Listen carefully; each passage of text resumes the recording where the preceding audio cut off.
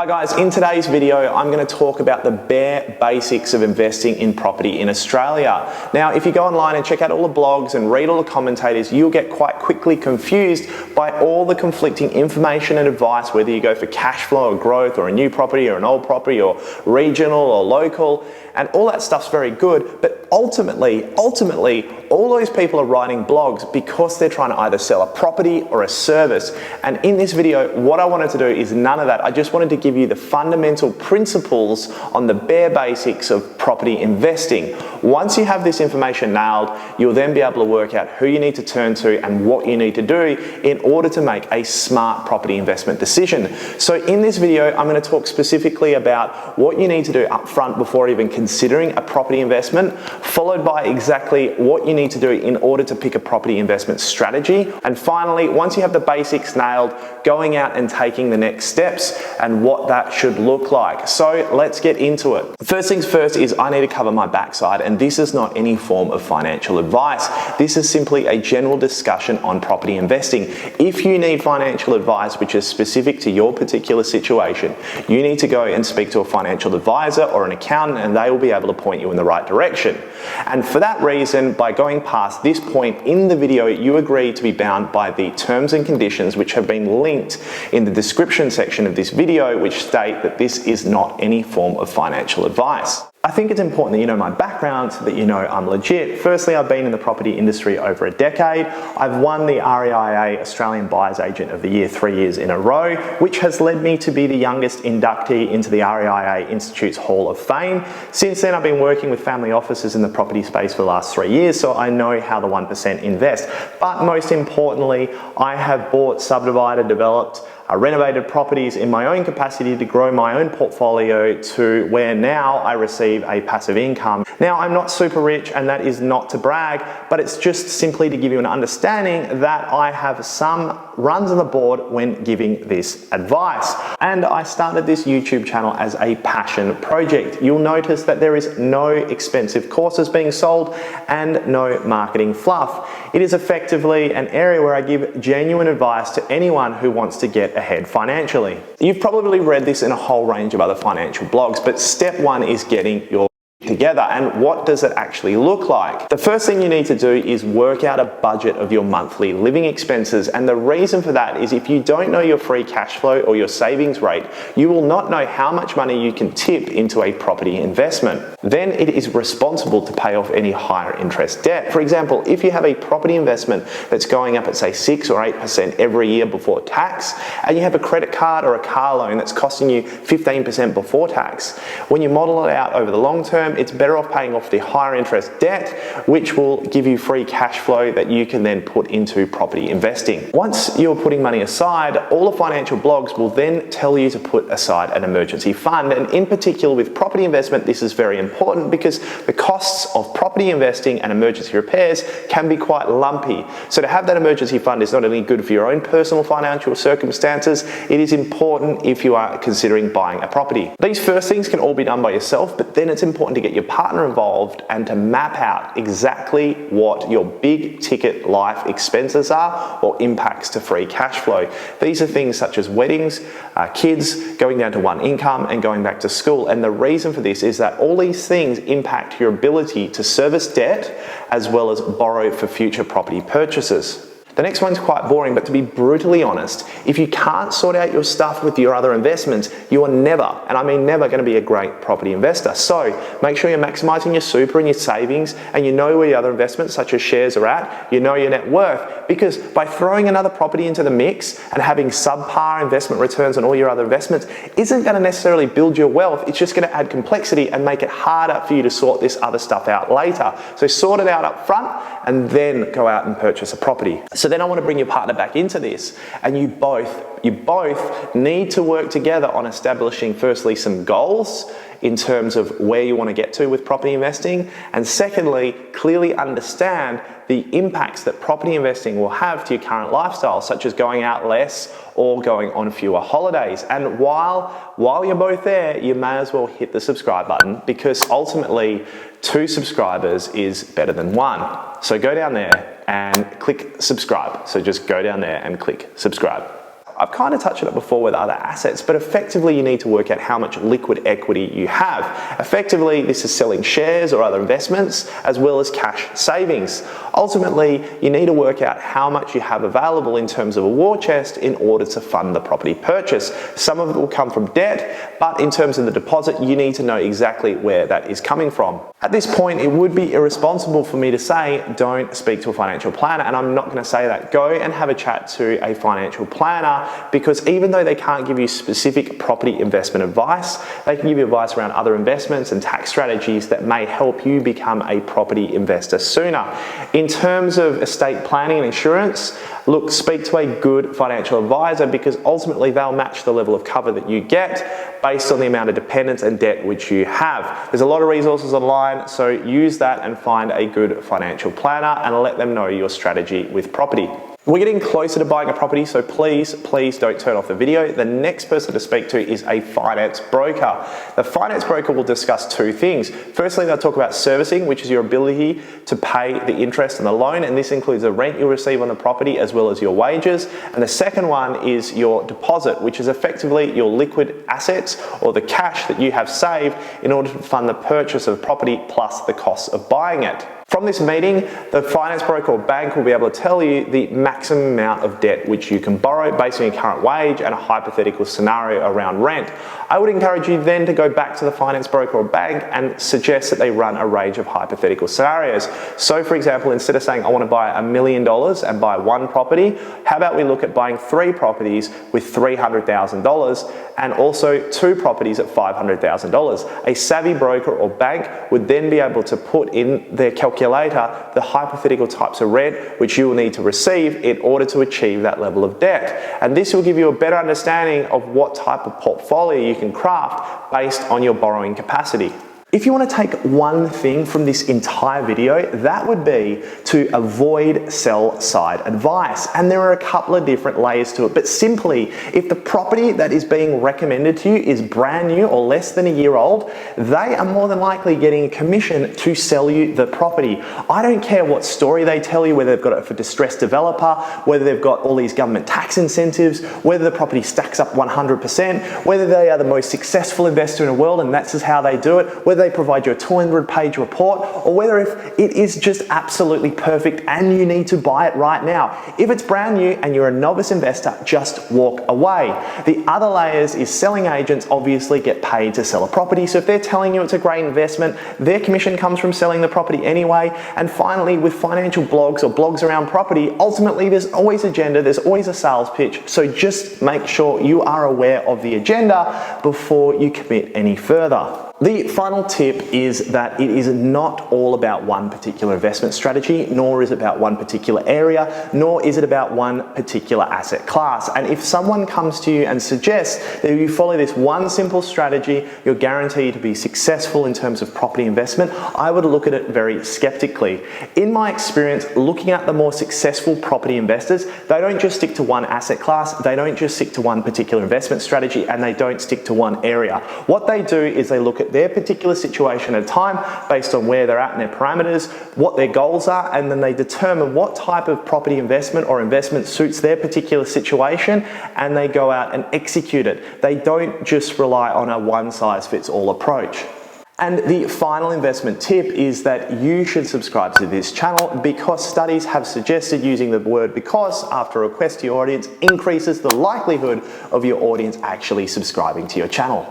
So let's get on to the fun stuff. What are the actual property investment strategies? Well, what I'm going to tell you is basically simplifying an entire industry of complications so they can either sell you a service or sell you a product. And effectively, the way you invest in property is like any other asset. You have to think with the end in mind.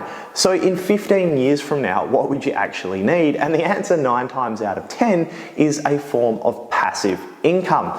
The next question for that is, how do you actually get a passive income in property? Well, effectively, you have income producing assets. How do you get income producing assets? Well, there are 2 ways. You either buy cash flow producing assets from day one, or you purchase growth assets and transfer those growth assets into income producing assets over time. So how do you actually get these assets? Well, effectively use your wages plus the compounding growth of holding the assets plus value adding to speed up the accumulation of those assets in order to put you into a position that you can either use growth assets that you transfer into cash flow assets. That leads to a form of passive income, which ultimately as a property investor can let you retire. I did mention cash flow properties, but then I focused on growth properties, and people often ask me, why can't I just buy cash flow properties from day one? Firstly, growth and cash flow are independent of one another. Tenants pay more for improvements and improvements depreciate, whereas growth generally comes from the underlying land value. For example, let's talk about two extremes. Firstly, we go for the cash flow side, where you get an industrial property or a shed, and the net return on that is about 7 to 8% on your money.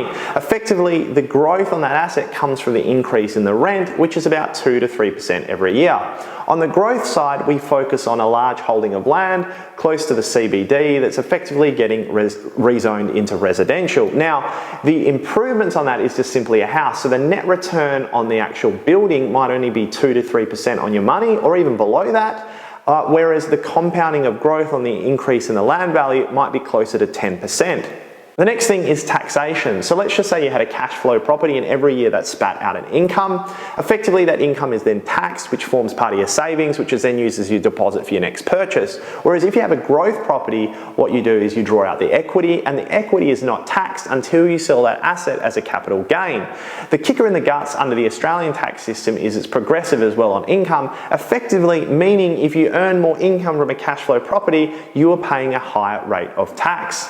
The final thing working on your side for growth-focused assets is the compounding of growth. Both rents and capital values do compound over time, but because you're using leverage and it's a much larger figure on the capital value side, when you get compounding of growth on that, it is significantly higher than the compounding of growth on rents. If I don't talk about this, I'm going to get lots of comments below saying, Ken, what about living off equity? So let's quickly dig into that. Effectively, in 15 years' time, you have a very low LVR in your portfolio, and you either have facilities already set up, or you go to the bank and set up facilities where you draw down on some of your equity and you live off that equity. And then each year, you effectively draw down a little bit more of your equity and a little bit more of your equity against your assets. Ultimately, provided your assets are growing quicker than the debt you're accumulating, you will never run out of equity that you can draw on. And herein lies the problem. The strategy relies on property prices always going up and the availability of credit. Since the Banking Royal Commission, APRA's changes and a whole raft of other things, credit for professional property investors has got a lot harder. Secondly, why go to all this effort of building a large property portfolio and then at the back end you effectively erode all your assets' value? And finally, property prices don't go up all the time. So for this reason, I'm going to talk about growth assets in early stage investing, followed by cash flow assets in late stage investing. Property investment forks into a range of different areas, but the two parent categories are active investment and passive investment. Active investment is where you put money and time into property investment, and passive investment is where you put almost no time but money into investing. On the active property investing side, you have both growth focused and cash flow focused. The growth focused is things like just flipping, trading on property, basically selling a property more than what you bought it for in a short period of time. This covers off things such as subdivision, development, renovation. On the cash flow side of active investing, this is where you derive a higher rental return from it by adding time into the equation. This covers things such as Airbnb, short stay, and room letting. On the passive cash flow side, you're effectively buying a property, you're holding it for income, that income you're turning into savings, that savings is what you're using to form your deposit for your next purchase. Again, the difference between this and active investing is you're not committing your time to generating an income.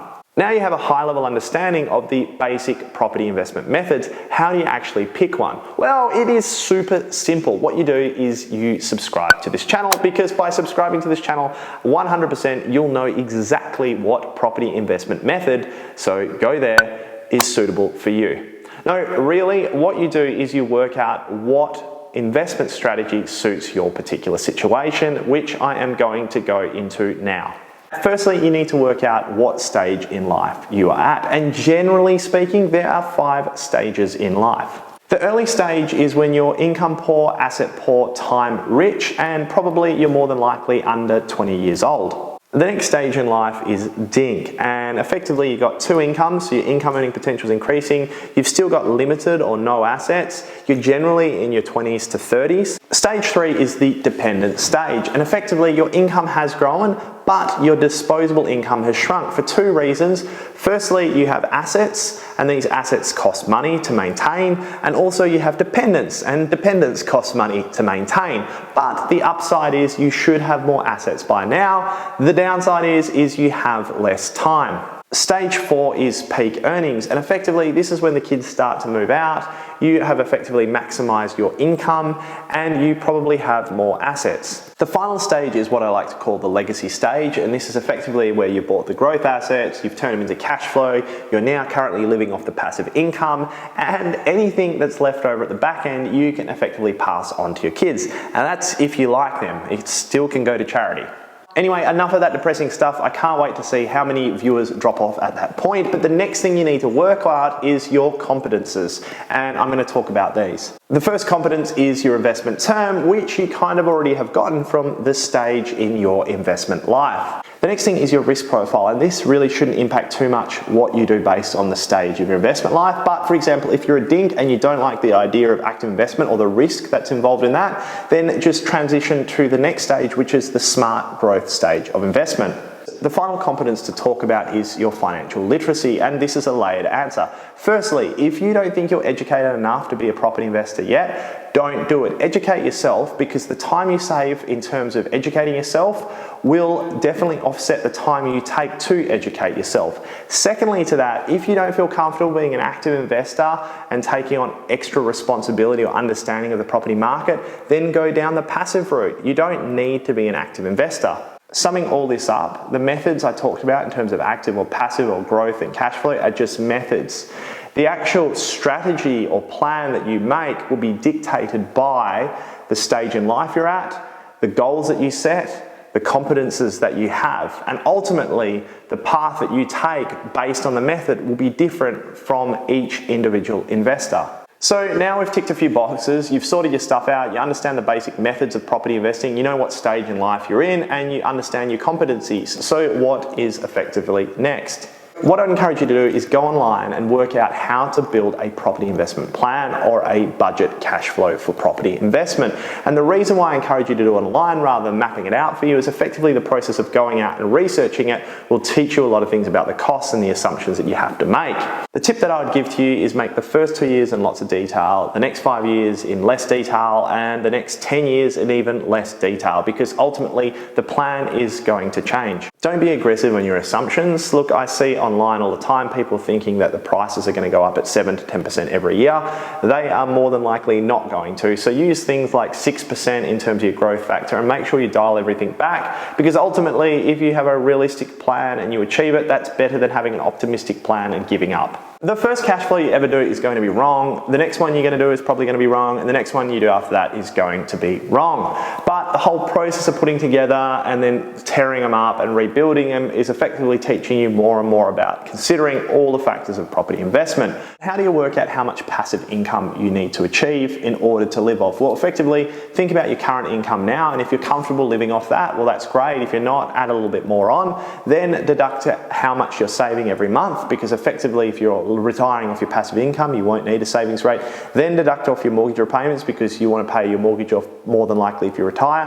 And on that residual figure, you times that by 20, and that will give you roughly the asset base that you need to achieve in your property investments in order to derive an income to be able to live off to the current state right now. And to sum up the basics of property investing, we now know what we need to do to get our stuff together. We understand the methods, we understand what stages in life and our competencies, we understand who shouldn't invest, and we understand the basics of modeling. So until you make an excellent property investment plan or my next video, absolute best of luck and goodbye.